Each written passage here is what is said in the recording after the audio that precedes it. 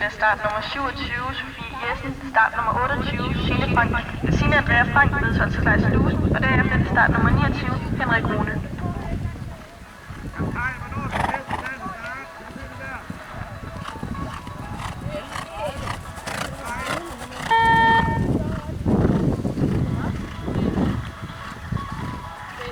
Resultatet for foregående rytter blev 0 fejl i tid 66,70, og du kan afhente en udsættelse i sekretariatet.